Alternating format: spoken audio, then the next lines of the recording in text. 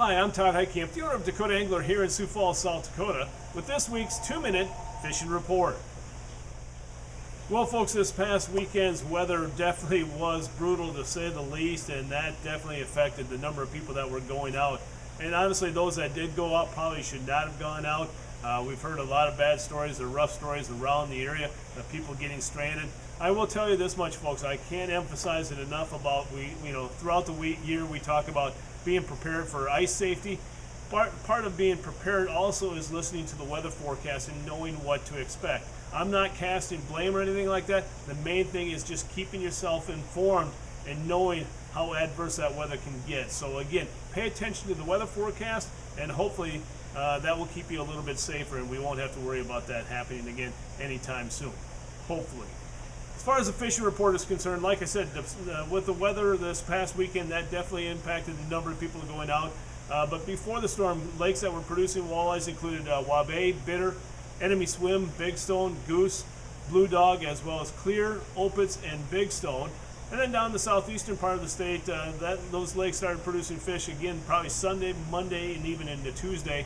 Those lakes included Ponset, a few at Albert, also Thompson, Dry Lake by Willow Lake, Sinai, 81 Ponds, Campbell, a few there, Madison, as well as Twin, which is the trophy lake, and then also a few being caught at Clear Lake.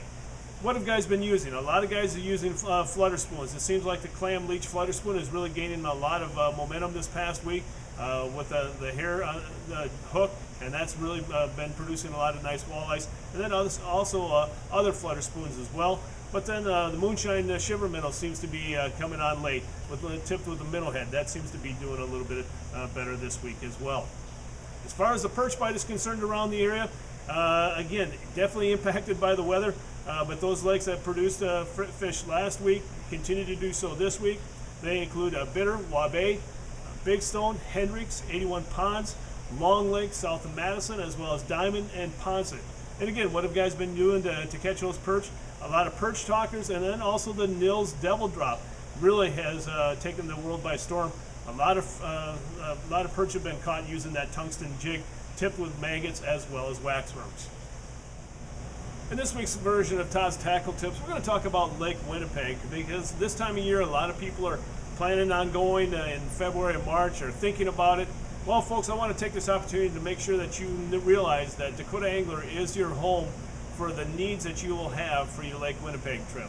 Whether or not we're talking about the different types of rods, different actions, or the lengths that you may need for up at Lake Winnipeg, or the tackle, we have what you need. And folks, it's honestly a lot cheaper here in the United States than it is when you cross the border. So the main thing is that when you're making a trip, let's say in February and March, stagger some of the purchases out so you don't do it all at once, and so the pocketbook isn't hurt as bad. But to give you a few ideas, things that you're going to need for tackle, and we have them on hand right here.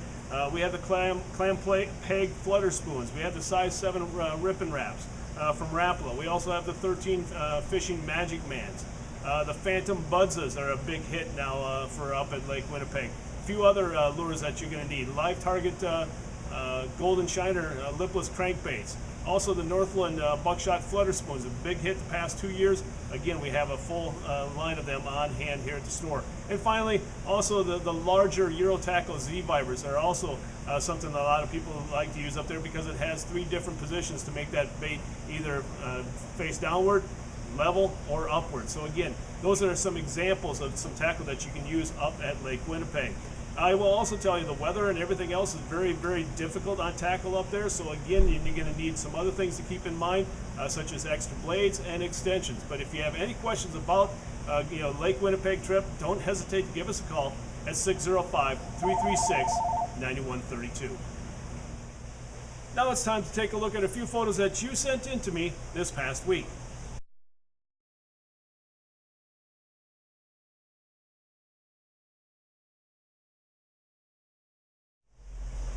And remember, folks, if you'd like your photo included in next week's version of the 2-Minute Fishing Report, please send it to me. Send it to todd@dakotaangler.com, or post it to our Facebook wall. And if I use your photo, your name will be entered into a monthly drawing for a $25 gift certificate.